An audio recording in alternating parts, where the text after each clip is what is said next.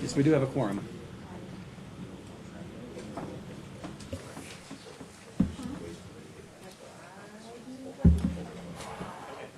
Alrighty, I'm going to go ahead and call our meeting to order. This is the November 17th meeting of the Pikes Peak Area Government Transportation Advisory Committee. We have a quorum, and we'll go ahead and do introductions. Jennifer Urban, El Paso County. Brandy Williams, City Crown. Glenn Mesky, Peterson. Darren Horsemeyer, Shreveport Air Force Base. Craig Casper, PPACG. Dan Munn, City of Woodland Park. Larry Manning, Tim Roberts, City Colorado Springs. Zaki, Jared, Welling Clark, Citizens Advisory Committee. Hi, Brady. Hi, how are you? Ray Burgess, Woodland Park Citizens Advisory Committee.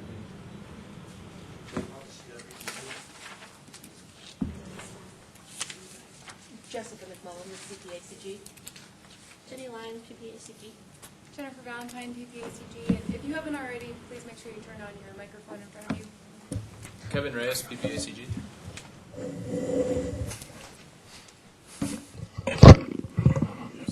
And this is Michael Snow with DTD, C.DTD. Thanks for joining us, Michael. I'm not sure it was heard because you're talking at the same time. Introductions. Rick Orphan for Carson. Great, thanks everybody. It's snowing outside. It's the first snow of the year, so it's finally winter, right? So first item on the agenda is our agenda approval. Do you have a motion for approval? Move to approve. Second. Any further discussion, any additions, subtractions? All those in favor? Aye. Any opposed? Thank you. Passes unanimously.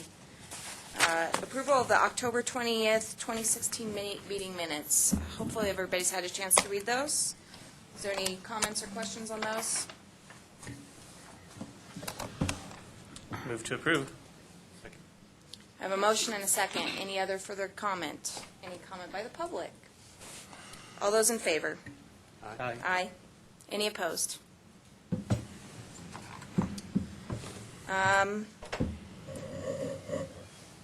Oh, did I miss public comment? I'm sorry. I have missed public comments, so I apologize.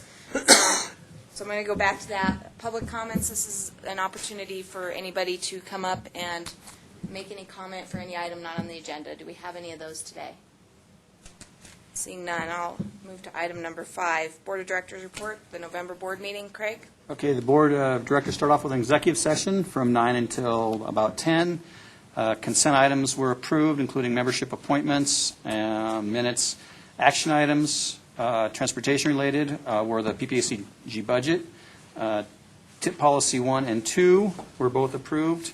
And then, well, that was, and then they did not get the information item schedule and methodology. They ran long, so they have not had that as an item yet. But that was the board of directors. It was not as transportation heavy as it's been in the past. All righty. Any other comments from anybody else on the Board of Directors report? And I just wanted to mention, Craig, I have to leave at 3, so if the meeting runs long, I'll be turning it over to Mr. Vituli.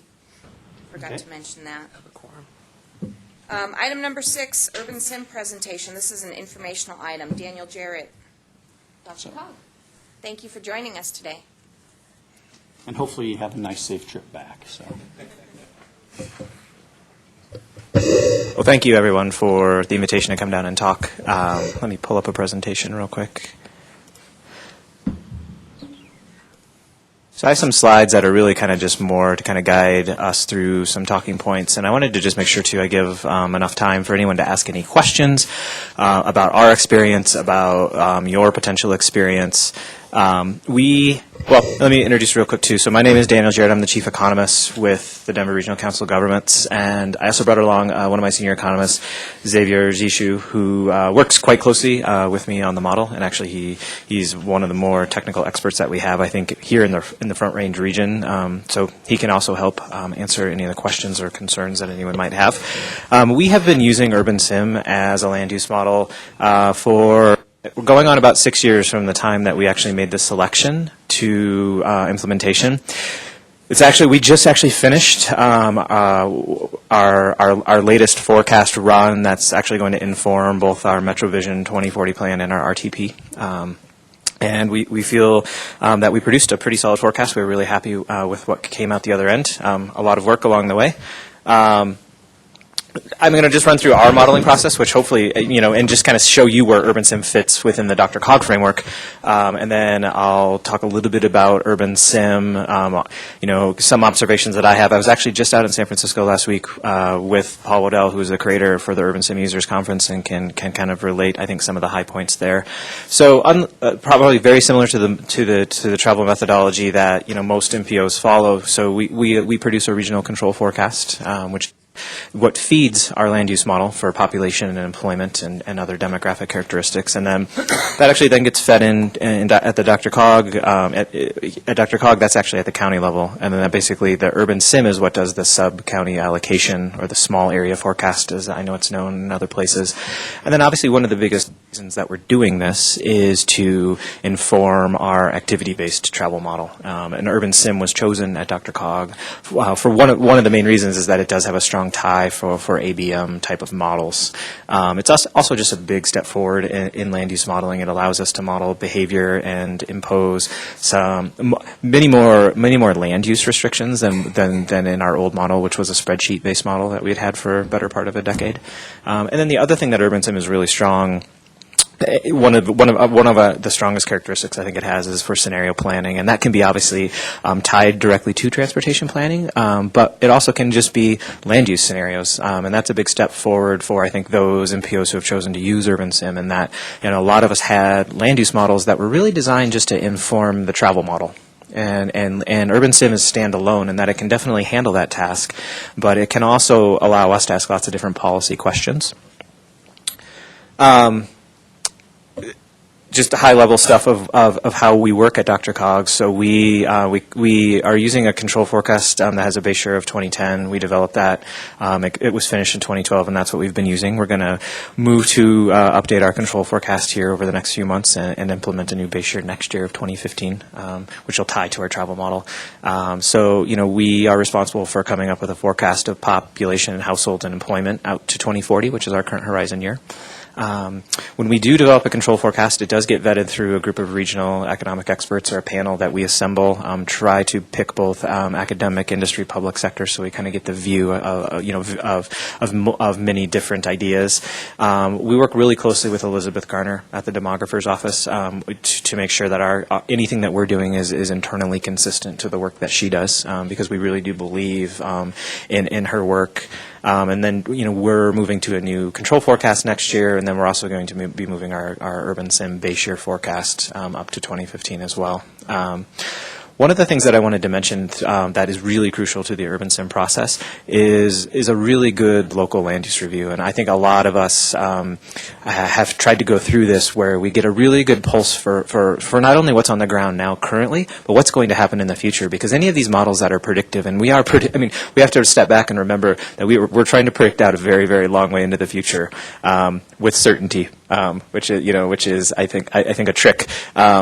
So we rely very heavily on the input from our member jurisdictions, and I think UrbanSim and the modeling capabilities that it has and the process has started to actually tighten the relationships that we have with our member jurisdictions, because any of the new models, whether it's UrbanSim or any of its like competitors, and then a lot travel models, we're living in a world of big data, and data is one of the most important features of this model. So we rely heavily on the input of not only the data that we collect, but also, the expertise that our local governments have. And I just really want to emphasize that, because it's something that we now know is not just a one-time type of thing. We're trying to build this into a continuous process, so everybody knows transparently kind of what's going on along the way. So UrbanSim for us, and I'll explain UrbanSim more generally after this slide, but for us, we have 2,900 traffic analysis zones, or TAZs, that we're responsible for forecasting or sub-allocating those county-level control forecasts down.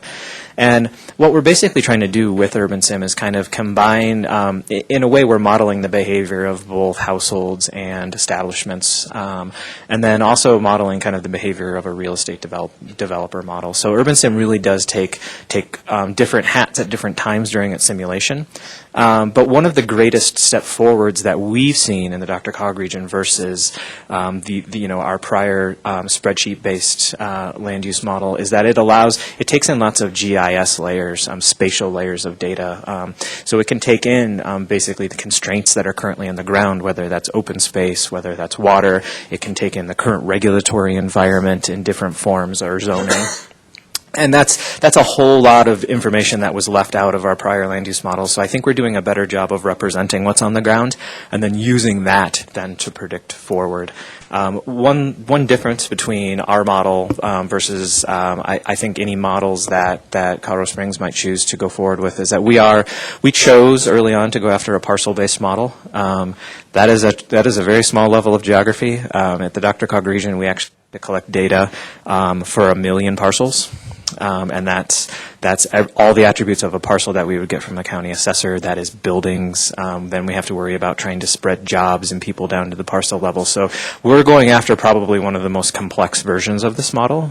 We've had success, and I think we're seeing we're getting better over time. We're still, I think, in a kind of an infancy stage of using this model. There are some MPOs that have been using UrbanSim for a better part of a decade.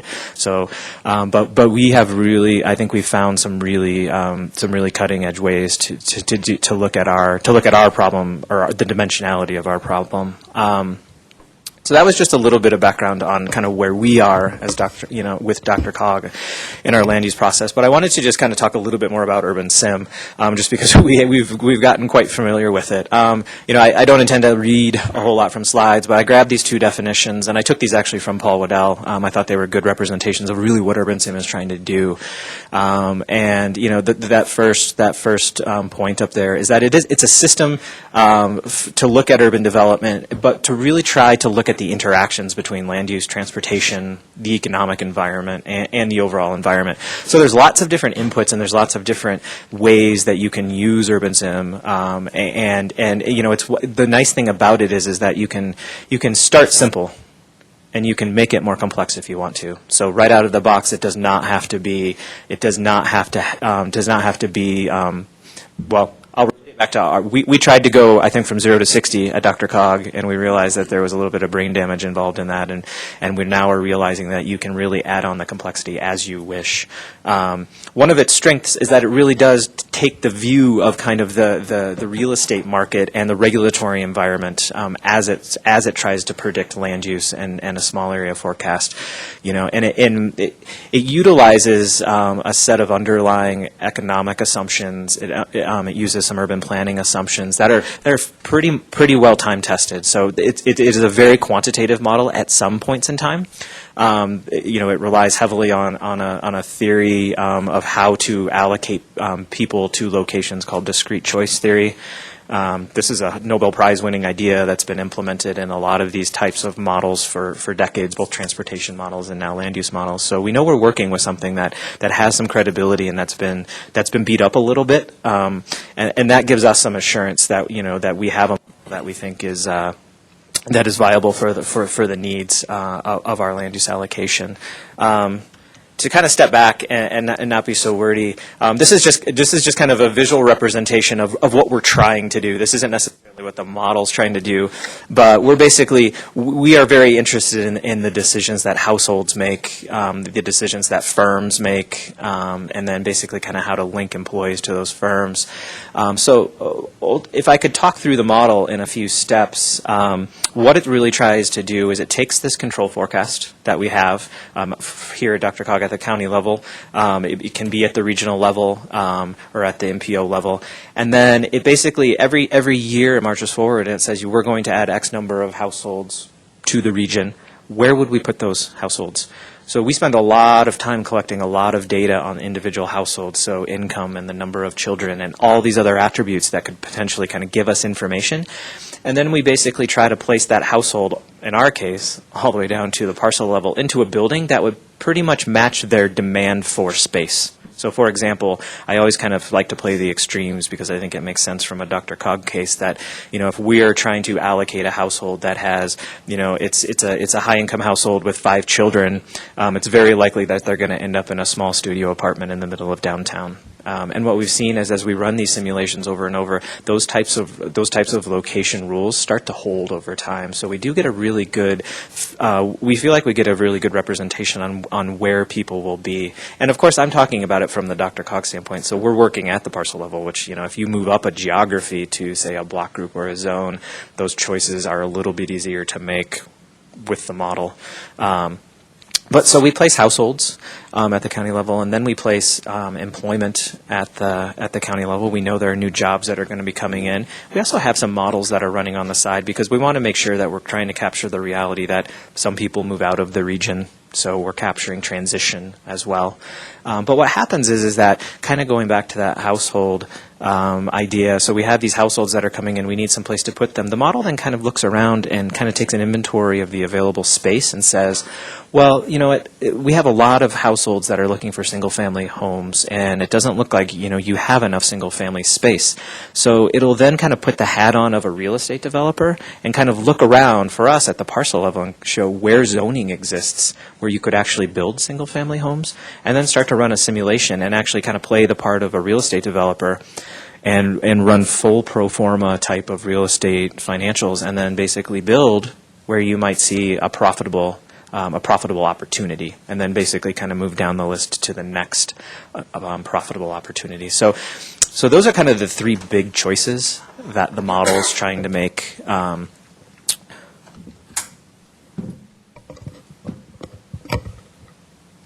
This is a framework of, and one of the things I guess I want to convey to all of you, since I know discussions are being had about implementing this, and Urban Sim and the creators have very, very recently moved to a cloud-based platform. So these are models that used to be very heavily implemented locally. So and luckily you don't need a lot of space, but they've moved just recently to basically saying, we're going to take care of all the back end for you. We'll host it. You don't have to have any any extra storage.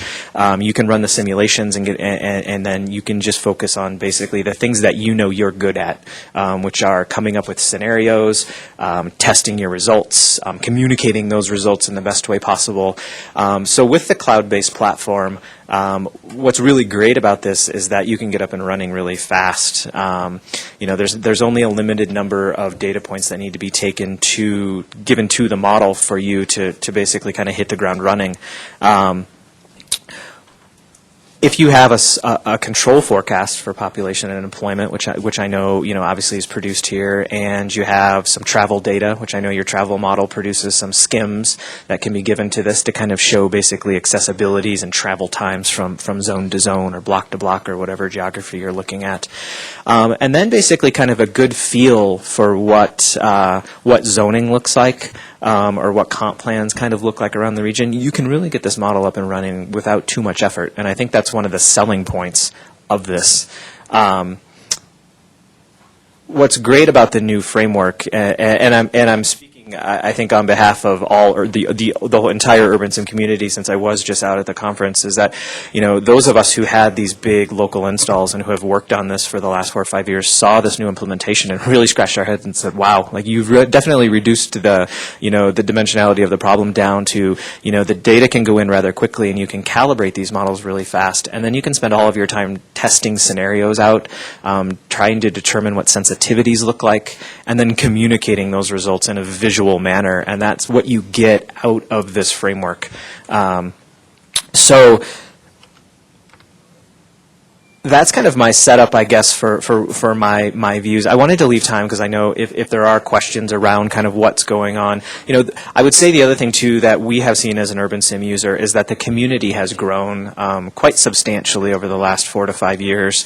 We have the MPOs that are urban sim users were fairly big at first. And I think that was maybe just the sunk cost involved in trying to get a model like this up and running. The iterations now of of this cloud-based platform and the simplicity that they've entered basically has opened the door for MPOs of all sizes to really take advantage of the framework without having to spend a year or two like we did setting the model up. This has gone from a year to a month or so, or a matter of months to really get a calibrated model.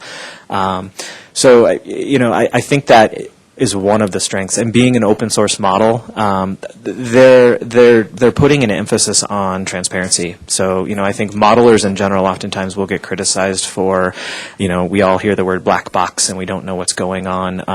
Everything that's going on in this model, ours and or the new cloud-based version, is completely transparent. The code is just viewable, and if you wanted to make changes to it, you could. And I think that's a selling point as well, especially in the public arena when there's obviously scrutiny over how these models are making decisions and under different scenarios. So with that, I'm happy to take questions on kind of any aspect of our experience or just urban sim questions in general. Questions? I have a few. If does anybody else have any?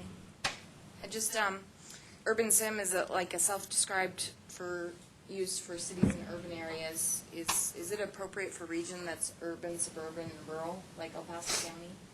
We have a similar experience up in Denver. So we have, a portion of our MPO is Southwest Weld. And what we found is that we're finding appropriateness, but at the same time, the model was developed looking at Seattle and San Francisco, and then subsequently started to kind of get adapted to other regions. And we're finding performance. I mean, this is one of the first forecasts that we've seen where we're projecting substantial growth in areas that don't currently have a lot of development there. So they are in the suburban kind of rural areas. Now, the thing about this though is that the modelers that are utilizing this really do. It goes back to that one point. You really have to spend a lot of time working with the locals in those communities to make sure you fully understand what's currently on the ground and the possibilities that could be on the ground in the future. But we like to think about the exercise as it's 50% us as modelers making this work, working with the data, making sure that from a quantitative standpoint we've done all we could, but the other part of it is the 50% that's qualitative and spending time talking to the rural areas. So kind of given the urban nature of the model, has anybody? I mean, since you've been using it, or you've seen other entities using it, does it adversely estimate road projects in suburban or rural areas?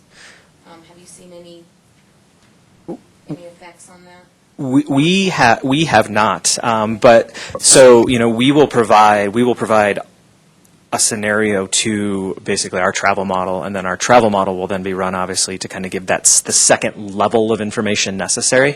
I would say the one thing that we saw going, and I'll leave the geography out, but we saw an area with our old land use model that didn't have the best constraints in terms of open space, and we were probably overestimating development in that area based on our current open space constraints, whereas UrbanSim stepped in, had a GIS layer specific saying, unless you change your constraints, constraints, we're not going to build here.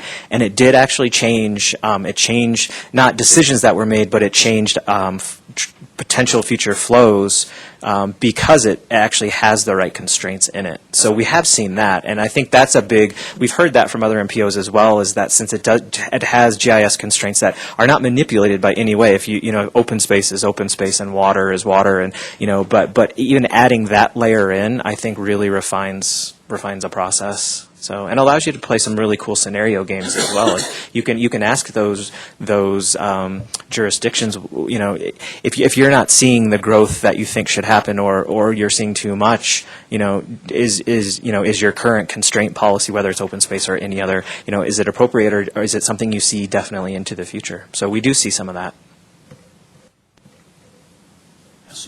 I guess sort of along those lines, so can you set it up to run more than, like, we know our forecast is wrong, but instead of just running it once and can we run it 100 or 300 times and start getting up like a distribution of probability for those? Sure, yeah. That's a big move forward with urban sim and with land use modeling in general, and a lot came out of PSRC in Seattle. But the way that the cloud will work is it does allow you to basically, you can't, instead of just launching just one version of the model and letting it run, and by the way, we're talking about now, especially when we're on the cloud, which is pretty awesome. We've moved forward quite a bit.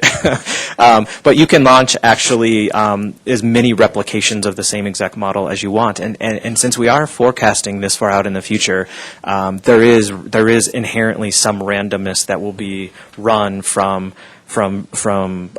replication or from simulation to simulation if you wanted to allow that to happen. So you could say run it 1,000 times and then basically kind of see what let's go all the way down to one traffic analysis zone and then basically kind of see what the distribution of households looked like over those 1,000 simulations, and then kind of give policymakers a different view instead of just kind of coming to them with a point forecast and saying in 2040 I know there's going to be 100 households in this zone. You could say in 2040 with 95% certainty, I think there could be somewhere between 80 and 120, and that's obviously just kind of a make-up example. But those are some of the capabilities that are being built into this cloud base, which I think, as a forecaster in my entire career, being able to give a policymaker more than just a point, I think really changes the conversation. Because, for example, Puget Sound did this with one of their last plans, where they actually, for all of their zones, they gave a range, a statistically defined range, and said, if you think our mean forecast is a little bit off,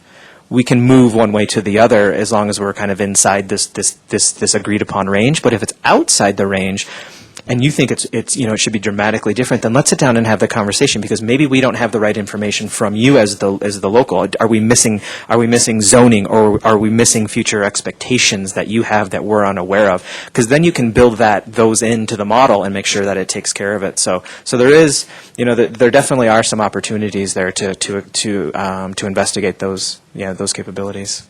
So. Hi. Come up, because you want to be on the microphone. You can probably hear me. Well, on the recording. When you get a... You're required to come up, actually. It's recording. I'm sorry, I'm in my You're okay. When I did scenario planning for the hospital, one of the things we did was alter some key variables like political climate. We'd use a range of political climate, and we used some ranges of economics. Can you do that, or will the run and the model, put those into play, from your original plot? Sure. So the levers that you can pull if you're running a scenario in Urban Sim, if you want to run the scenario with only the levers that Urban Sim offers you, are going to be basically dictated by the data that goes into it. So, for example, we have a control forecast that we feed in. For example, so if we thought there were going to be different economic conditions that results in maybe faster population growth or slower population growth, and vice versa for employment, you could could put that into the model, and you could pull the lever, and you could see the result. Political climate, I'm not quite sure exactly how that would be how that was quantified. But zoning would be another example. So you could go in and you could basically, look at some zones and say these are, different terminology for different MPOs, but this is a high priority zone, and we're basically going to upzone this and make it a little bit more attractive and see if we actually do attract more building there or not. Anything outside of the model could certainly be part of a scenario analysis, but it might be, a second model outside, or it could be a set of rules that are in place. So it is limited to the data that is inside the model, because obviously those are the only things we could manipulate for the model. But we could certainly, there are a lot of MPOs that run land use models, but then hook on, other popular tools. So, and that's a flexibility that it has, is that you can easily get the data out and put it into any other decision scenario tool. So.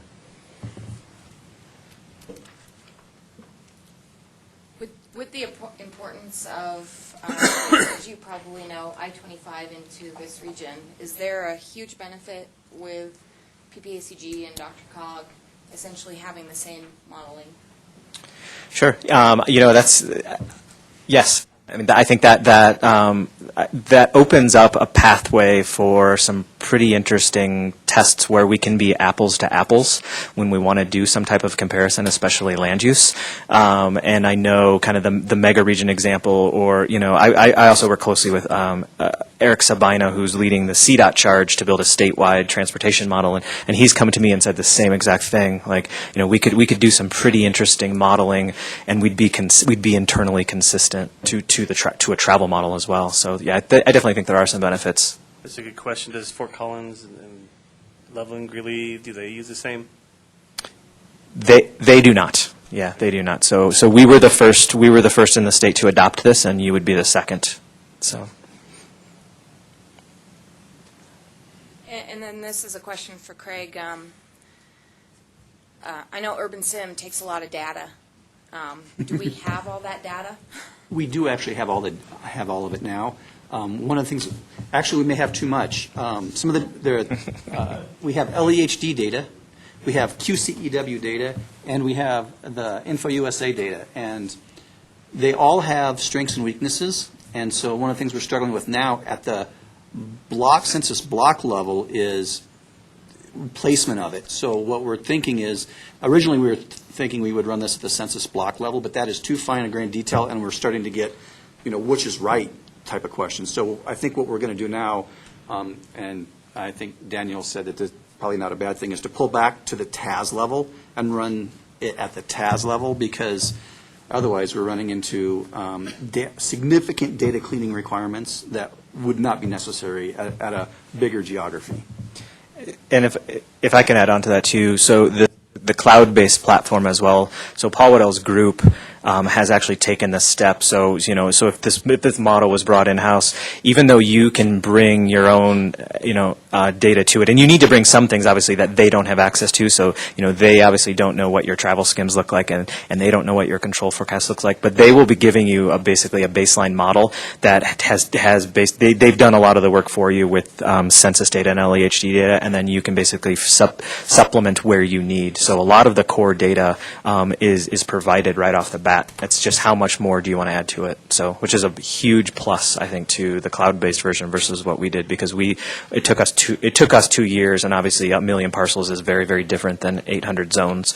But it took us 2 years to clean our parcel data, and just to even get our jurisdictions understanding why we needed to ask them so much. But I think that's not a fair comparison. So. Great. And some of the other things, resources permitting, that I'd like to do is take the data that we have, run Tellem with the 2035 or 2040 constraints out to 2050 to see what Tellem comes out with, run it, and then run Urban Sim with the LHD, the out-of-the-box version, and then add in our InfoUSA data, which is much higher resolution, much more precise data. I won't say it's accurate, but much more precise data, much more encompassing, and run it there, and then start to compare. It's like, well, because, you've heard me say it, we know our forecast is wrong. This will give us an idea what are some things to look at, and that probability distribution, the ability to run 300 or 400 or 500 and then pull a lever and run 300 or 400 or 500 more, and then start to see just probability distributions within each zone, I think has the potential to be huge. I mean, Any other questions? Brandy? So given that the parcel data is so small, what was the purpose of you combing through that parcel data initially? And maybe that'll give us an idea if we need to do that. So what was the purpose of you doing that? And then eventually I think you pulled back from that because it is so microscopic, but... Yeah. So we are still using Parcel, and we are going to continue to do it. The time, so Urban Sim, I've been with Dr. Koch for a little over 4 years, and so the decision to move to Urban Sim was a decision prior to me coming. Not that I would have changed my mind necessarily, but at that time, the model that was being promoted to the larger MPOs around the country was promoted using parcel level data. And that obviously comes off of the backbone of the experience of San Francisco specifically, where a little bit of a different case where obviously most of their development is infill versus kind of looking at empty parcels. But there are pluses and minuses with both. We obviously have the ability to go down and run some very, very small scenario analysis. So we can go into one of our, say, designated urban centers and change 6 or 7 or 8 parcels and then see what the requisite change is going to look like on the other side. And we feel at the Dr. Cog region that we want that capability and that our members are asking for that capability. We also have a ABM that is set up, I think, a little bit different than other MPOs that are demanding point level data.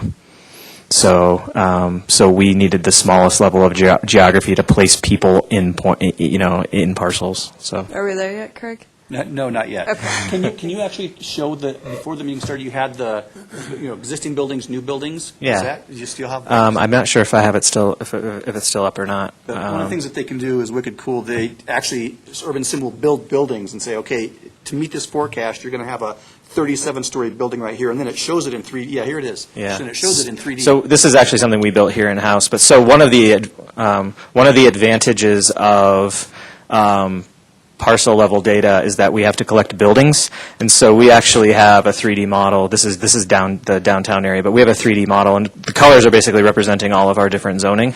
But if I turn off the colors, hopefully our internet. This is very demanding on computers, graphic cards. And we don't have a great computer. But I'll show you one of the things that we can do then as far as So here's the base level data, and then. Let's see. Oops, it's Fontana's result. Since our Urban Sim is running at a parcel level, it will then actually construct buildings as well. So we run a simulation, and then what you'll see here in a second that pops in. In a minute with our computer.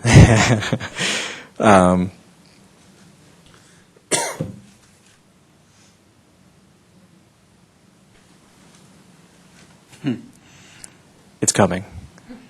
I promise. I think.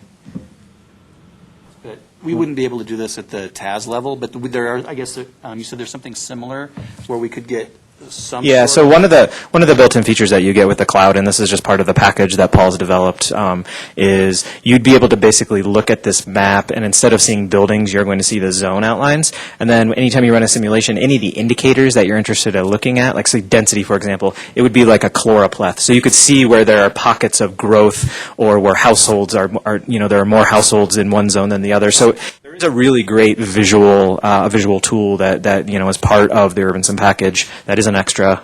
This was a lift that we did just because we have the parcel data, and we did a flyover and actually collected all of our every single building in our region.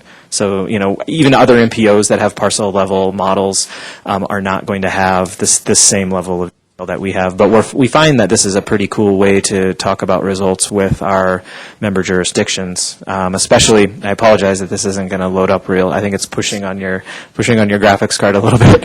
But what you would see basically is you would see any building that we built in the simulation would be popping up in red, and we get a pretty cool representation of downtown. But what's great is that we can go into some of these areas and we can talk to our jurisdictions, especially in our region, where we have 1 million plus people adding over our time horizon and say this is what density really looks like. Because we often hear everyone really likes density, but then we often hear also density's great, but you guys should have the density. So when you add the density, how does that relate to the trip type or anything like that with your mode splitter? Or does that come at a separate process? So that would be, we'd obviously then we'd feed our data into, density would be represented, we would have a different set of travel input data to give to our travel model, which is going to obviously show clusters of people in different areas. So so then it should then theoretically influence travel behavior. Yeah, and one of the things with our new model is we need a population synthesis. Instead of taking just the basic households, we create a record for each person to run through. So it's 1 million records in 2050 that it's this age, this race, this income, this location, and so we get that's to run the model, and that relates. It's part of the data for both this and the travel model is that population synthesis. Yeah. One of the things I'll say, too, not to get off tangent, but since we have this up, I'll show you guys one of the other things that we've done is, as I mentioned earlier, we've worked really hard to try to develop a working relationship that allows us to do better review of our results. And we actually have a separate map that we built. And so this map basically will allow any of our member jurisdictions to come in, click on any zone, and they can query by the different variables that we forecast. And what's great here is then they can actually click right there and review and add a comment and say, by the way, you missed it. We have more growth than you thought. Or hey, they can also come to us at any point enter forecast cycle and say, we have a new planned division and there's going to be 400 new households, and that allows us then, and everything writes back to a database that we store. So moving to an urban sim type of tool, I think also opens up opportunities like this for better land use review in general. So, in our experience. You're going to need better computers. Yeah. I may have to move a transportation computer down here instead of leaving this one. So. Any other questions?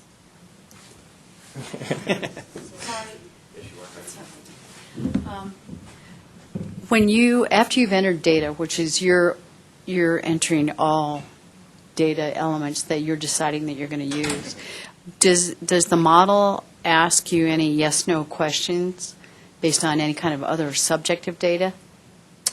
Can you give me an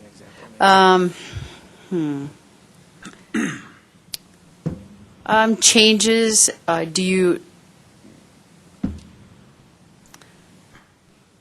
one of the things, and the reason I'm bringing this up is one of the things we had to do is there were probably 6 or 7 questions based on what we knew about our industry, about what was occurring, what was trending versus data. And, it had to do with, there were things like, do you see any ethnicity changes? Do you see any certain types of businesses coming in, just based on what was there? Sure. So I think to get to that would be it would be one of the feeds into the model, which would be your control forecast. So and that is up to an MPO in general to be as detailed as they want. You can forecast employment, for example. You can forecast at a very high level and just say services versus industries versus production, or you could get very, very specific and be producing forecasts for specific sectors down to whatever level of NAICS code that the government uses to identify.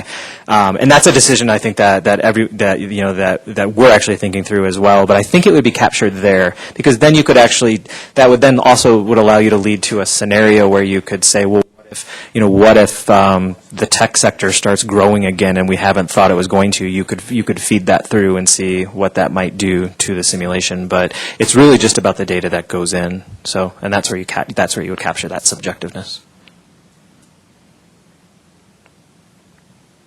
That's all. I just want to thank you for coming down, and Absolutely. I wanted to thank staff for getting this presentation for us at our request, because I think it's been very helpful for us to better understand the pros and cons of this. Is there any other questions? Thank you very much, Daniel. Yeah. Xavier. Appreciate it. You guys are very welcome, and if we can assist in any way as you guys go through this, please let us know. We'll put you on speed dial. Thank you. Thank you. Tip amendment number 4. Kevin? This is a review and recommend item.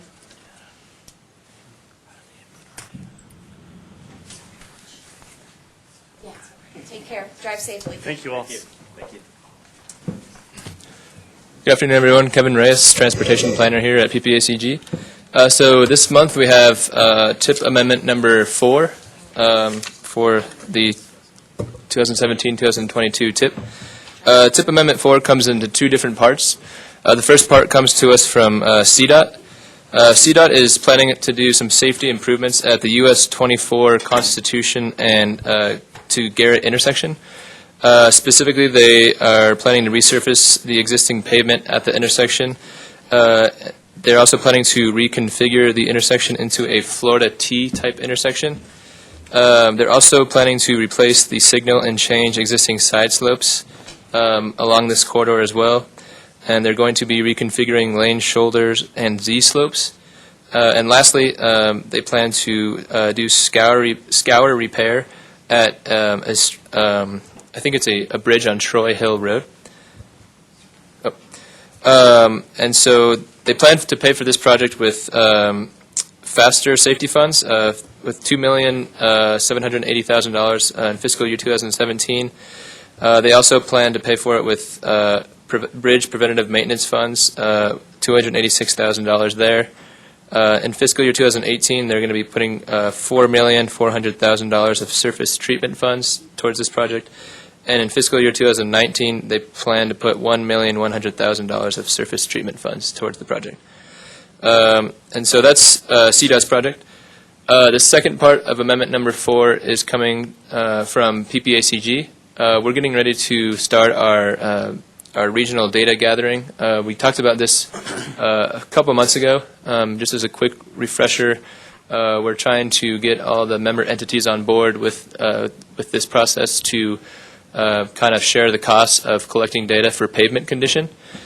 So specifically, we're trying to collect data for traffic counts, crashes, congestion, overall pavement condition, and any other factors that might affect our region. And so we have $234,000 available in STP Metro in fiscal year 2017. So we are proposing to use this money for that data gathering. So that's everything for TIP Amendment number 4. If anybody has any questions on that. Any questions? Dave? Kevin, just be clear, did the TIP amendment from CDOT include $14,000 for some design work? I didn't get any. That was not included in the letter. I have. Yeah, they didn't specify what the funds were going to, but they said I have $2,780,000 of faster, $286,000 of bridge preventative maintenance funds, $4,400,000 of surface treatment funds, and $1,100,000 of surface treatment funds. Is there a missing funding? Sure, it was carved out of there. Okay. Thank you. Ms. Williams? Can you explain that last part again? You mentioned sharing the cost. So are we actually sharing the cost, or is that amount that you mentioned already our portion of sharing the cost? Craig, do you want to? Well, the city of Colorado Springs is already going to gather the data for their system. So what the STP Metro funds would do is add on and allow us to gather all of the collectors and above outside of the city of Colorado Springs inside the metropolitan planning area. And I had a conversation yesterday with John Clack where El Paso County would then add on to do the local roads inside the MPO and all the roads outside the MPO in El Paso County, so that it would be at least a 3-party. But so like in Fountain, you would get all of the pavement condition for collectors and above in the city of Fountain. Okay. So, and that's what that metro comes from. Chunk of money that Yep. you mentioned. Okay. So I just mentioned, Craig, we're working on that. We'll take a look at that, and, if we can add on, that'd be great. That would If be. it doesn't work out for us, then we won't, as far as El Paso But County. you will at least get the collectors and above in the MPO part, so. So we're still working on that. Brian? So the 234,000 of STP Metro is just available? Yes. 2017 Mhm. funds? Yep. All right. I move approval of TIP Amendment 4. I'll second that. We have a motion and a second. Any further discussion? Craig, I just had a question. I mean, most of when we allocate the STP Metro funds, they have to be scored and, is this one kind of outside that process? It is. I'm rationalizing it. It's the same as the $1 million set aside in 2020 for the data that we need, the household survey, and that's, yeah. Okay, Yeah, no, it should be. Any other further discussion? A motion and a second. Other than Dave. Do you have any comments, Dave? All righty. All those in favor? Aye. Any opposed? That passes unanimously. Thanks, Kevin. Mhm. And you're up here for the next one, the note policy. Yeah. So I think the past couple TAC meetings, we've been trying to establish some TIP policies, and we had a request from a couple members of the TAC to bring back the existing note policy for a recommendation this month as well. For those of you who are new or don't remember what the note policy is, it stands for Not One Penny Extra, and this is an existing board policy that was adopted in 2006. And the idea of this policy is to discourage project sponsors from underrepresenting the cost of their project during the selection process to make the selection of their project more likely. And then apparently before this policy was established, project sponsors were coming back and asking for additional funding later on, which created problems with keeping the TIP fiscally constrained. So that's the reason that this was adopted in 2006. We've had a concern for having this policy. A lot of the projects experience a lot of volatility when it comes to projecting the cost of construction in the future. It's very hard to accurately forecast that. Again, we're bringing this back just to kind of look at it and see if we want to get a recommendation on it today. One reminder about this policy is the board always has the ability to create waivers for it, and so if there is a significant cost overrun, the board can always grant a waiver and get a project more money. A specific example of something similar to that was in the 2016 to 2019 TIP. This TIP was basically established to fund projects that were already existing. So this TIP only added one additional year. It only added 2019, and it didn't add any new projects. And so the idea was to take the money from 2019 and put that on existing projects in the TIP that had significant cost overruns at the time. During this time, a lot of projects had really high cost overruns because of the Waldo Canyon fire, I think it was, and some other things going on. So this was an example of when projects were able to go around the note policy. In your memo, I've done some research over the past month to kind of get some alternatives policy ideas if we want to discuss those at all. They're on the first page of your memo. And so I can briefly run through those real fast. So the first one is project sponsors fund the design and environmental phase of a project locally and then submit the project to PPACG for federal funding to cover the right-of-way and construction. A second option could be setting aside a pool of money that can be used for cost overruns. A third option would be project sponsors cancel a project and use those funds for cost overruns on another project. The fourth option would be the project sponsors reduce the scope of work of their project to accommodate the cost overrun.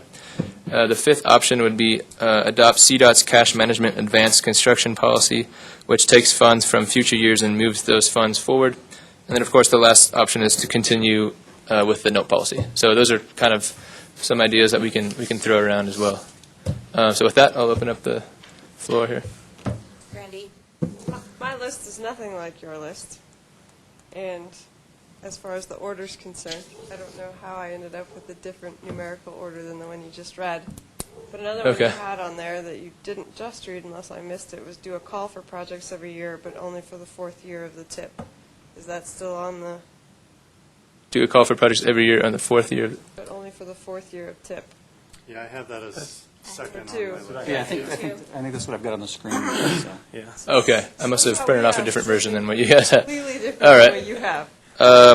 I think I might have printed off an older version. I think you guys have the most up to date. Yeah, I think, does yours look like the one on the screen there? So, like, and the sixth one is just reduce the scope of work to accommodate the cost overrun. Right. So, yeah, Okay. you listed 6 of them. We have 7, so I just Okay. wanna make Yeah, sure yeah, yeah. So yours has Still one an more. option, So or is an option. Craig, is the cash management really an option for us? It depends on CDOT. To be honest, and we don't have, Dave's here, but he wouldn't know how CDOT headquarters is going to, it is possible. Other MPOs around the country have the ability. CDOT itself uses it. It would depend on the risk that CDOT is willing to assume on the part of MPOs. It's something that I have mentioned on multiple occasions. I know Dr. Cog would love to have the ability, but it would require a new agreement with CDOT and a detailed discussion we have not yet had. But I don't think it's unreasonable for us to ask. Is Michael still on the line? Actually, I don't think so. The lights went out when the presentation ended, so I think he wanted to hear Urban Sim, and so. Hey, Craig, I didn't quite hear the question. Was that pertaining to advancing cash and that sort of thing? Yeah, exactly. Is it feasible for MPOs to have the same cash advanced construction capability that CDOT has? And I brought up, when you asked about that, I forget when that was, it might have been last spring. I did talk with Eric Arabar in OFMB, and he said he would like to have a discussion, but I think they were in the middle of something, and he was kind of in a hair on fire mode, and he said, really don't have time to do anything about this now, but I could certainly bring that topic up again and see if they'd entertain having a conversation, maybe even just visiting one of the statewide MPO meetings and talking about what can or can't be done or anything. yeah, it was at the end of the state fiscal year, so it was like in May, and it was a hair on fire deal. So. Yep. I'll mention it to him again, see if we can't get the conversation happening. I think it would probably be helpful. I don't know enough to speak to it, but it was explained to me that it's even more complicated than what would appear. So we probably should have that conversation so we do know what the limitations are or if there's ever a possibility of it happening. Yeah, I'd like to at least have the conversation so I have some understanding of the complexity, because honestly, I don't know much about it. So. Sure. Tim? I'll pass along a message. Do we need to know that answer before we make a recommendation today? I wouldn't think so. I think you can make a recommendation today, because that would solve a lot of issues, but it's going to be it's probably a year conversation, so I wouldn't let that stand in the way of a recommendation. Yeah, that's not going to happen for a while. One thing that, when we talked internally in the city is, what if you did something like a number 5 and number 6, where you advance cash from a future project and rescope that future project? So it's kind of like you're balancing your monies, and it's your own sponsored projects, but you're kind of just borrowing from the future with that advance. Well, the issue is we have to stay fiscally constrained in each year too. So something else would have to bounce back too to bring money into 2017. If you need. But number 5 doesn't do that. Number 5. Well, yeah, number 5 does. Yeah, so it'd be a combination. Yeah. It'd be a combination of those two. Yeah, if you can. Yeah. Yeah, that would work perfect then. Discussions we've had where, we just want to rescind the note policy, and there may be other stuff that we want to do in general. I think 5 is a great thing that we've been all wanting to do for a while. Mm-hmm. But I think the discussion here was, should we even have the note policy? So. Was this brought to the board yet, or do they know that we've had this discussion? Nope. No, they do know that we've had the discussion. Yeah. I've But it has talked not to been them brought about as it. this. They haven't. So. So our internal discussion at the city is we'd prefer a number 5 with a 6 combined to reduce a future scope, the scope of a future project. Brandy? How often do we violate the no policy? It seems pretty, oh, Greg, go Yeah, ahead. the policy's never actually been violated. There's been 2 requests, project-specific requests, for additional funding. Both were granted, and it came out of it. It happened at the time when there was a call for projects, and then it required a reshuffling, projects sliding back, and I think it was the city actually bounced a roller project from like 2014 to 2015, and then the money from 2015 rolled forward, required everything to sort of shuffle back. But the policy itself has never been violated, and I don't think any requests for additional funding have ever been denied. It's just, Yeah, it's when we develop the project costs like 4 or 5 years in advance, and then the costs go up, and the construction costs go up, that's where it's coming up. Right, I mean, I Or can you see find the stuff issue. during utilities or during the design Right away, process that are yeah. different, so I think the county, both of us probably have experienced it. I think everybody has, and I think we haven't violated it. I wouldn't say violated it, but, it's difficult to come back and say we need more money. And the thing that I struggle with is that CDOT can do it, but for a local entity, you can't do it. And so from my standpoint, It's not fair. that doesn't make sense. Right. But there is a waiver that exists, correct? So they can come back. I mean, my fear is if you get rid of this policy is a good way to keep people in check. There's always things that happen that you can't foresee, but if you're simply going to take it and just bid it lower so you can come back and have change order after change order after change order, what's going to prevent that as opposed to saying, this is what we absolutely thought we could do it for because of this, this, and this, we need more money. That's something where you can have that conversation, or in the other one, if you've gotten rid of that kind of threshold, what's going to prevent them from doing what they did, which caused them to put this in place in the first place? We've changed the way we've done business, essentially, on scoring the projects. How the projects used to be scored is that it relied heavily upon a cost. Now we have 13 different scoring, and it really kind of washes out. It really doesn't make sense. And there's no benefit anymore for local entities to underestimate the projects to then get a higher score. Right. So. I think when the transportation team had a discussion, the part we struggled most with is where do you get the money from? And do you have a set aside, or if you take it from the future, then you end up with doing that shuffling everything back? Because when these needs most become apparent is when you're just about to go to add. And so that's when you need the money now, and then that process to go through and shuffle. That's the part that we struggle with the most, is where to get the money from. So. And if you need to go to add and then have to do a TIP amendment, that's 2 to 3 months. I mean, it's. Exactly. And then you're delaying your project, and many times it costs the project more money at that point. Right. Yep. Anyway, Brian?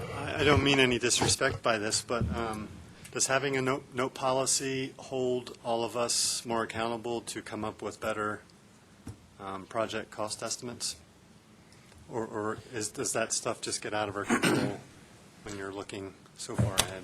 Well, I would say our cost estimates are usually pretty good, and we put a pretty good contingency on our project estimates too.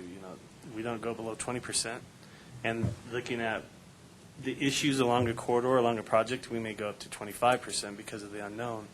But what gets us is so this community has a lot of construction projects, and you get we're competing with PPRTA, and we're using our concrete estimates, and when that tends to jump really quick, and even though we might expect built that inflation in or plan it, it tends to be a little bit more than what we anticipate.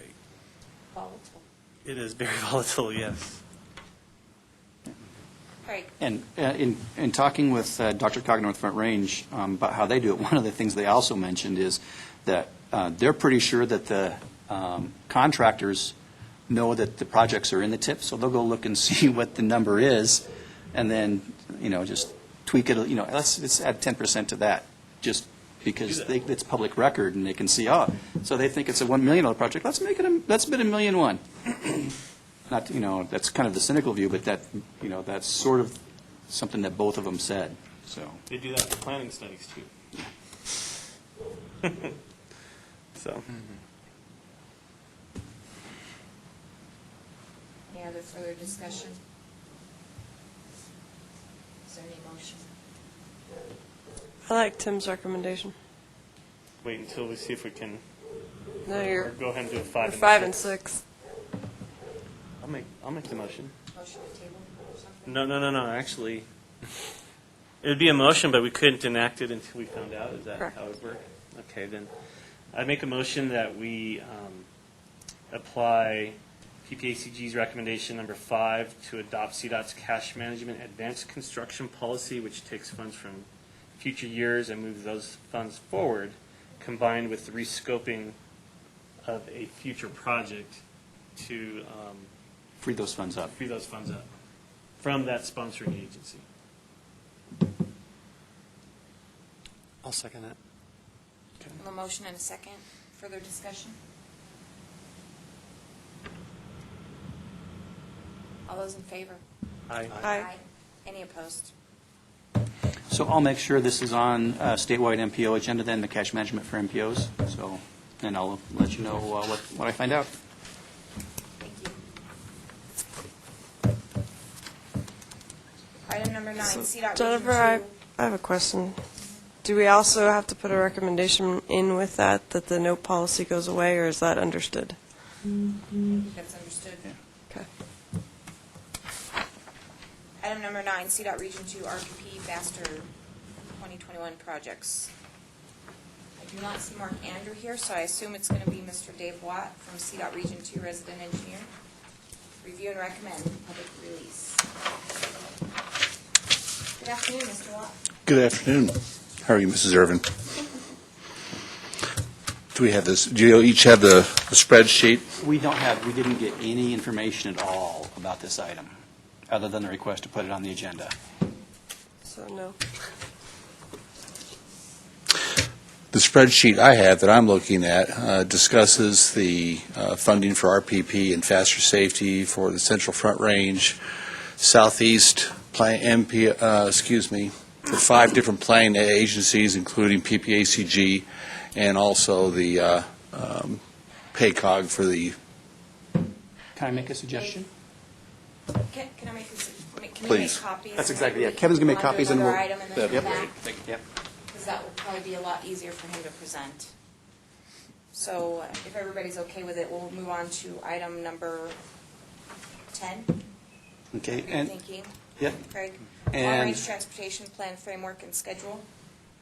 So, Mr. Casper. good afternoon. As we discussed last month, we are looking for a formal recommendation of the board to use FHWA's PlanWorks framework for our long-range plan framework. It's the same basic framework as we've used the last 2 plans. It's changed names, and it is at the federal level, because we do things a little different in Colorado. Some of the steps that we do fall outside of the long-range plan. They're either in programming, where it's how we do our funding financial plan, or our CMP, the stuff when we do our congestion management plan on the corridors, that actually follows in the corridors plan. And we do our CMP as part of the long-range plan. We don't do it as a separate activity.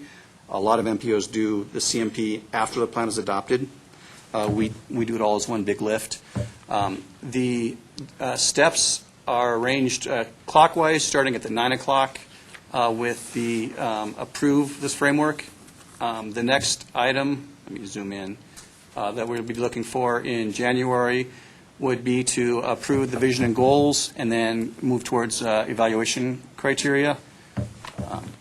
The schedule, we have pages 2, 3, and 4 are the years of 2017, 2018, 2019, and the general activities that would occur in those years. We will fill this in with more detail as we get closer.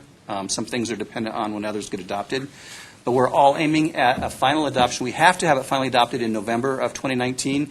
Right now, we're showing it adopted in September of 2019. We're giving ourselves a 2-month cushion. Are there any questions about either the framework or the schedule?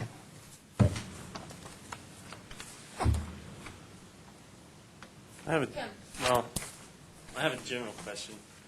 Why do we have to approve a schedule for you? Because in Plan Works, apparently other places, I want to actually try to be as true to Federal Highways Plan Works as possible, and they say that should be the first step. Because it seems like you guys are managing the project. Right. Hiccups come in schedules, we all know that. Yeah. You know, and if you have it in date, what? It seems- Well, so the two hard points that I have in the schedule are January, where we go out with the existing goals, and November or September of 2019 when we adopt a plan. Right. And then the other parts will sort of fall as they do. But it gives a guideline, right? And when we're dealing with some of the public participation and some of those things, it's good when we go on the web, we want to be able to say, okay, so here's what we're doing now, but here's things that are coming up, and sort of give an idea so that people who come to the website can say, oh, okay, I want to check back in July and see what's going on there. That's sort of the idea. What if we deny this? I don't. I think it should get approved just because of the effort that went into the spreadsheet. It's incredible. That's Jennifer, so, yeah. Randy? Do we have a lot of cushion or a little cushion? Because it looks like the board approves it in their November meeting, so if that doesn't happen, it goes to their December meeting, so it's only 1 month. We built in mid-2018, there's another month where we couldn't figure stuff out, so there's like a middle cushion and an end cushion. So that's the other month. So, Got it, okay. but I don't remember where that is, but, and one of the things we have an unfortunate history of here is going right up to the deadline. The first 2035 plan, I think it was, we literally had to approve it the day of the board, or we would have been in violation of whatever the federal regs are. So, I mean, it was literally the last day. So, and it's an unfortunate history, but it keeps happening. Jennifer? Oh, I wanted to say two other things about Tim's question.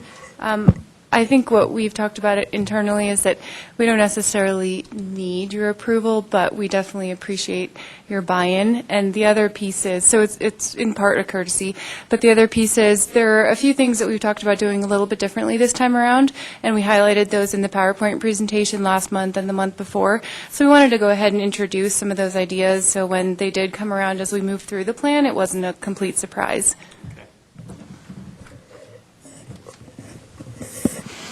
Voting on this because of the urban sim and that discussion, so I think that I appreciate staff bringing that forward and providing that information, because I think that really helps. Craig? And as Jennifer mentioned, one of the things we're doing differently this time is scenarios. Technically what we've done in the past have been alternatives analysis, where we have a scenario that's our most likely scenario, or our adopted for air quality, then we have an infill and a sprawl. What our scenario planning is going to be this time, taking advantage of Urban Sim and some other scenario tools, are creating equally plausible futures that include like autonomous vehicles. What if we have widespread implementation of autonomous vehicles? That can be part of one scenario.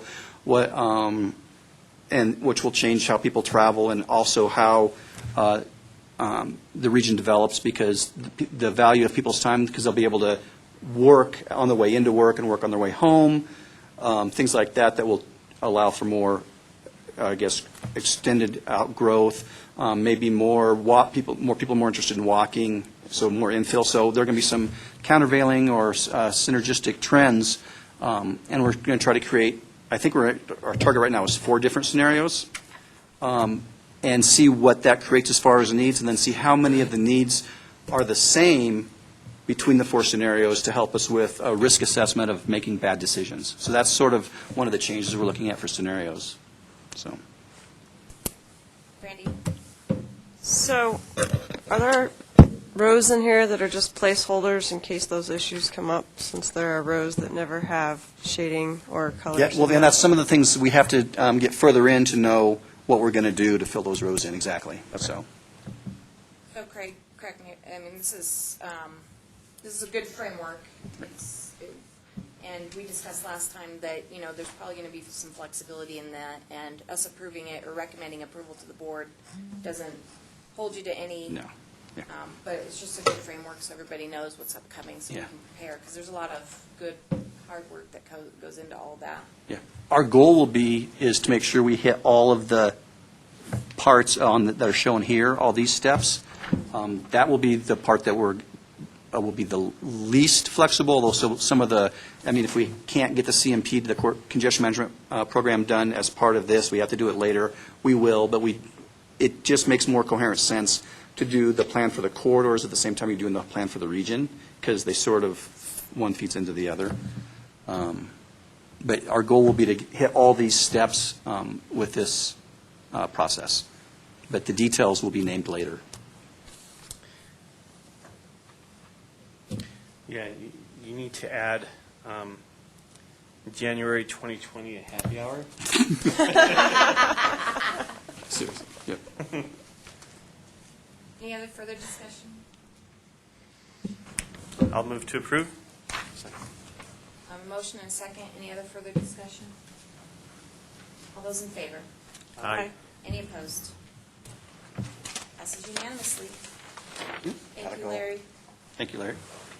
Yep.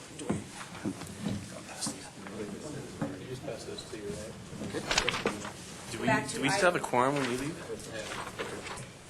We still have 5. 'Cause I might have to leave by 3:30.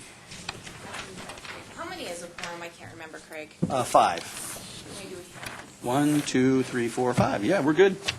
Jennifer Next has to leave 10 at 3. minutes. We got like 10 minutes. We've got 12 minutes, yeah. Okay. Woohoo! Motivation. You want to move to number 11, and we can take care of that real quick? Sure. Let's do 11 and 12. I think those will be quick, and then we can come back to number 9. Item number 11. Jennifer? Move to approve.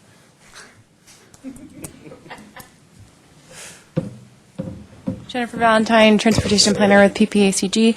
I can definitely skip the summary if we're all familiar with these items. The only thing I really need to say is that we didn't receive any comments during the comment period, and so the only changes I made were a couple of little typos that I found in the document, but nothing from the public since the last time you saw them, all 3 of them. Any questions for Jennifer?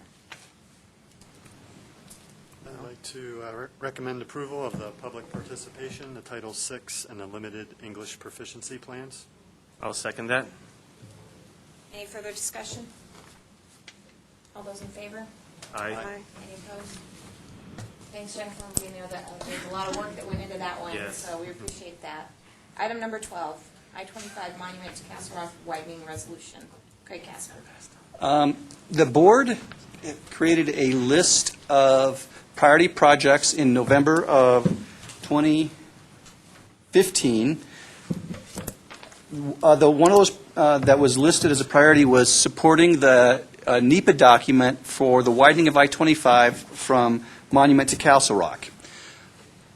What would serve CDOT Region 2 and our board better would be to support actual construction of that project also, and then to provide its relative importance to the other list of priorities. I think there were 25 priorities listed in the sheet. And so at the suggestion of our TAC chair, we put together this recommendation to add construction of or implementation of the widening to our priority list, and then to make it our highest priority project. And I don't know if you're all familiar with some of the issues that we face with this project, but only 1.5 miles of the 17 miles is in our region. The project is not included in DRCOG's fiscally constrained plan, and it's not close to moving into their fiscally constrained plan. Douglas County is one of the smaller fish on the DRCOG board politically right now, and so it would be difficult for somebody would have to give, and the cost has gone from $270 million to $573 million. So it would be difficult to find $500 million to take out of the existing fiscally constrained plan to put this in without having a strong backing from somewhere. And so Yeah, $573 million is the new cost estimate. So Craig, and just to be clear, that's found for some if they were to reconstruct everything. So that's they've kind of tried to do a range, correct? I mean, Right. that's what I heard at the last I think meeting. 350 to 573 is the range right now. But it would be a lot easier for people to have conversations with Dr. Coggan at the state level if we can say this is formally the number one priority of the Pikes Peak region. So. And I would say that I know that has been said by the City of Colorado Springs mayor. El Paso County is putting together some letters to Dr. Cog to that effect so that we have that on record as well. So that's why I kind of went back and suggested to Craig that this might be an opportunity for us to try and start to make that conversation, because as we've said, that projects are number one. That's how those projects have gotten funded. Right. A good example is Cimarron. So if we're able to do that as a region, I think that would really help the cause. So, Craig. The only question staff had is, does this become then our sole priority where we take all available funds to try to put towards it, so Metro from the out years, or how does that work? And so that was just a question we didn't have an answer. It was just I thought I'd share the question that staff had is, does this become our sole priority project, or is it first among a list of others? So. Thoughts on that? Yeah, I would, I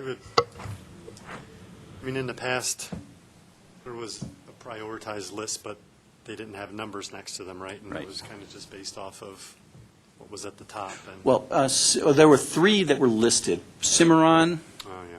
Fillmore. Fillmore, and then the widening. And those, not coincidentally, are the three that got funded. So, but we at the same time, when we numbered those, we did not say they're our only priority, and we're going to not do anything else until this is done.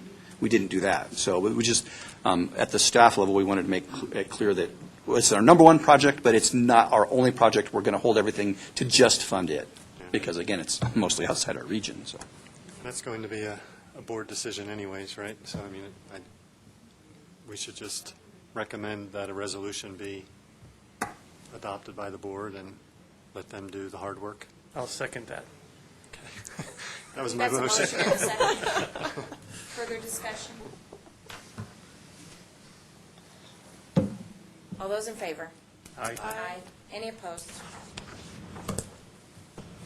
Okay, Dave, and your thing has all been passed out now, too, so hopefully people have been able to take a look at that. Item number 9, Scott Region R2 RVP and faster fiscal year 2021 projects. Thank you for the time, and thanks for taking a quick look at the spreadsheet. I would note, in the essence of time, and we're in good shape, this is for review and recommend for public release, so we're not asking the TAC to take action on this. But I did want to just briefly highlight that this does include the 5 planning areas on either side of the sheet. Dave, take your time. I'll stay Okay. to make sure that we- But so the 2 MPOs, one is PPACG, and the second MPO for the area is the Pueblo Area Council of Governments, the 2 metropolitan planning organizations within Region 2. And there are 3 transportation planning regions: Central Front Range, and a portion of Central Front Range is in El Paso County, particularly out east with some of the work on 94 and Highway 24. South Central and Southeastern Colorado also are TPRs. If you look on the far right-hand column there in red, if that came through, you see the breakdowns by funding percentage of the RPP funding for the outlying years. That is by formula. PPACG is approximately 40%, and this is just broken down for the faster safety and RPP funds. So this is surface treatment as well as bridge preventive maintenance and bridge replacement are funded by need, if you will, as opposed to by formula. So these 2 pots of funds are by formula. I wanted to highlight in the 2021, what we have suggested there is the I-25 Fountain to Colorado Springs and operational analysis. A couple things that are going on there is, one, Circle to South Academy is cleared and part of the fiscally constrained plan. There is not funding identified in the current TIP for that. This $1.5 million could be for preparing plans for 30% design, if you will, and that way it could go into a design-build RFP or a continuation on into final development should construction monies become available. I would note that is a Tier 1 list on the 10-year capital improvement list. And I believe also the I-25 gap, if you will. When we say I-25 north, CDOT gets confused with I-25 at Fort Collins. So I'm trying to, in my own mind, calling it the I-25 gap. And that does ring true with the governor's recognition of there is a gap of laneage necessary between Castle Rock and Monument. So the region is part of that ongoing PEL effort, and I believe that is on the capital improvement list. I'm not going to tell you if it's on Tier 1 or 2, but it's $270 million, and the range is going up. And this isn't to be discouraged, it's just to be accurate. There is not anything on for these Tier 1 or Tier 2 lists on the capital development list. So I applaud the efforts for identifying that as a priority for construction. But this PEL is the next logical step of getting an identified a preferred alternative and keeping the competition going for construction funds. But that $1.5 million is available if we keep that there July 1st, 2017. And then again, could be for a 30% design, or another topic that is becoming apparent is the potential need for extending the I-25 environmental assessment from South Academy, say, down to the Fountain Interchange. I get on I-25 and go north at the Circle Lake interchange each day, and it's very frequent that now the backing for southbound we see coming up from Academy all the way up there. And we're seeing travel down there where we don't have the limits down to Fountain that includes widening or future improvements. We are also looking at a white topping project that this could help be in support of if there was a way to provide extra wide shoulders or that sort of thing. But that's what we're targeting for that operational analysis. Will that analysis look at the Academy signals too, like if a diverging diamond might be practical to improve the operations of the ramps and things like that? Yeah, it could. We hadn't thought of that, I'll be honest. So that's really your control point. And if you recall how bad the Fillmore ramps were, and the diverging diamond has really helped those ramps. So. No, it could, and I'll be up front. We had not thought of a diversion diamond there at this time. I believe the interchange type was going to stay the same as far as what was cleared in the 2004 environmental document, but that you could do all the 2004 document also cleared Fillmore differently than ended up being constructed as it did I-25 and Cimarron. So, yes, that type of thing can be looked at. Okay, good. Because, there's no bridge structure if you do it either because it's low. So. Right. Craig. So I guess what my question is, so what you want released for public comment is, should we do 30% design of South Academy to Circle? Should we extend the EA from South Academy to the Fountain Interchange? Or should we do the South Academy analysis of the South Academy DDI? I would like it. I'm suggesting to release this as the I-25 Fountain Carl Springs operational analysis and leave that a little bit open. My lean would be going towards the PEL, but PEL I think we're trying to get some comment. PEL from South Academy down to Fountain. Okay. Because one of the things that conversations we've had is we don't have enough things that are designed so that we can, if money, if the 228, which is not going to happen, but or some other source, the healthcare or at the federal level, we don't have anything designed right now. So that's a concern that I guess I have is, as we found with the Senate Bill 1, if you don't have things ready to go, a lot of times you just don't get anything. So, but whether it's a design or PL. Well, I think it's just great that we're looking at it because we don't want to get caught with our pants down. Yep. Again. can tell you, Mark likes the idea of getting, Mark Andrew, the program engineer, likes the idea of getting things up on the shelf to be ready for money to come out. And I believe Commissioner Heise referred to money coming out of the sky, but there could be some discussions about new funding coming from Washington. So we'll see. That's my optimistic look. The way it's worded gives you a lot of flexibility to kind of have those discussions and see what the best option is. Makes sense.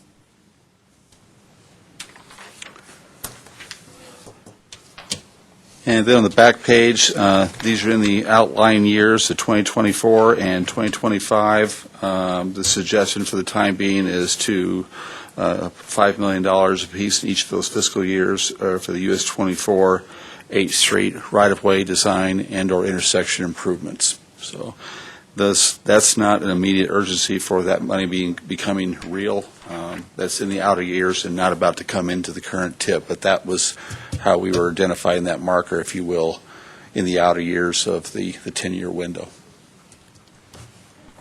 And by then, because this is 3 and 4 years out, by then, the 8th Street will be functioning, we'll have an idea what the actual needs are going to be there, so.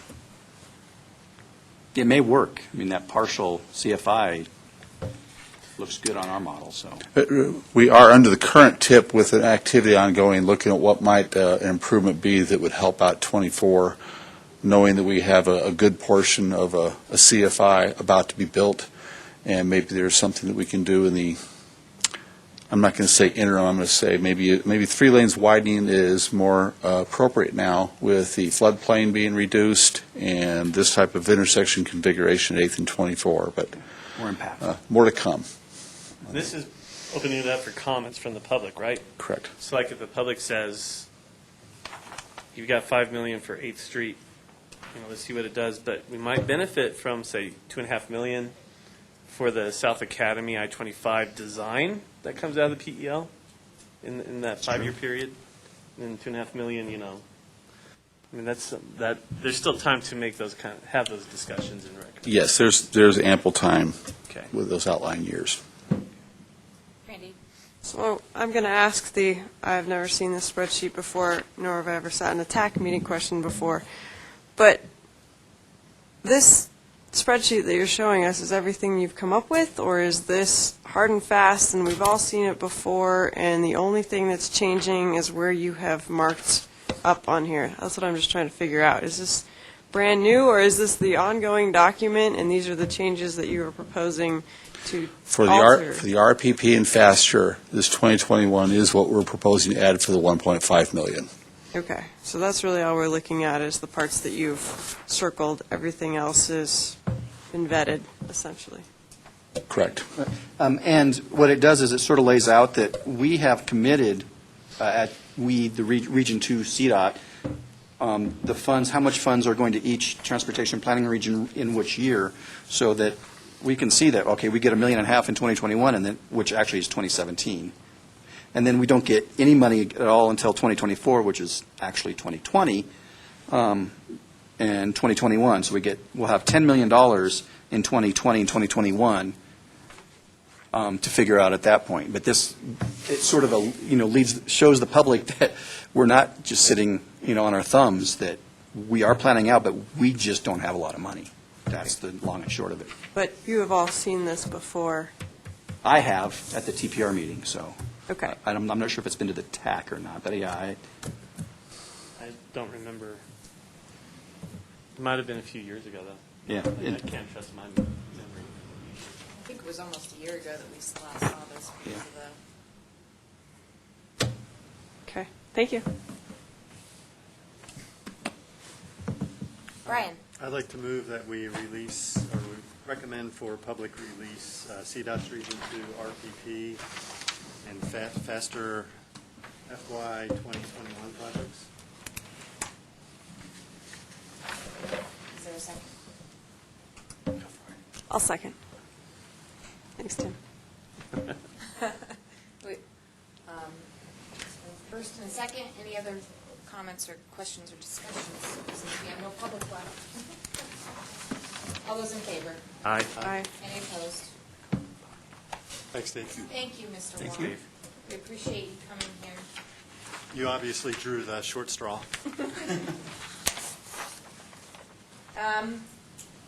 Member entity announcements.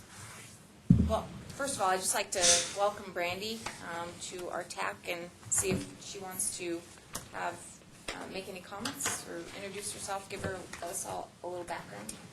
Well, contrary to what my name tag says, I'm not Dwayne Greenwood. We'll get that fixed. Thank you. Promise. Thanks, Kurt. But I am now the city engineer for the city of Fountain. For those of you who don't know me, I grew up in the Springs. I worked in the private sector as an engineer. I served on city council for the city of Colorado Springs, and I served on the board of directors for PPACG, and worked a little bit for Fountain, and then worked for El Paso County with Jennifer, and then recently got the job of city engineer in Fountain. So I'm glad to be here, and nice to meet those of you I haven't met yet. Welcome. Any other member entity announcements? I'll just add one. Our public comment period closed for our major transportation corridors plan, and that's something that Victoria Chavez, and she's not here today, but has been working on. We've taken it to a couple of public hearings. We anticipate going to the Board of County Commissioners with a work session on December 1st, and then also anticipate taking that to Planning Commission as it is a master plan document for approval on December 6th. So I know that she's worked with many of you, and we've received a lot of good comments, and so if you have any additional, I'm sure that she'd be willing to hear those from you. We got some 0 hour comments in, but yeah. I know she appreciated that, and I think that there's some things that we can work on with the city as you update some of your master plans and figure out what's really happening at Baton Rouge, right? Yeah. Anything else?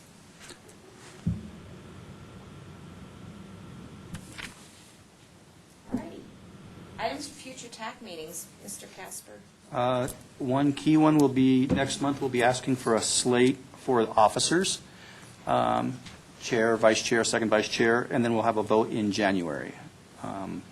Other than that, we're also probably, based on what the board does with this schedule, we're going to ask for a release of the goals for public review, for an extended public review, because we're not going to be ready for the next step, so we just will take input on the goals for the plan to get the plan started. Official kickoff we're aiming for is January. So. Anything else? Motion for adjournment. So moved. All those in favor? Hi. Aye. Any opposed? And I'll second that. Aye. Sorry. Happy Thanksgiving, everybody. Happy Thanksgiving. Bye, all. The next meeting, third week in December. Yep. Does that end up on any kind of holiday days? I'm just thinking about that, Craig.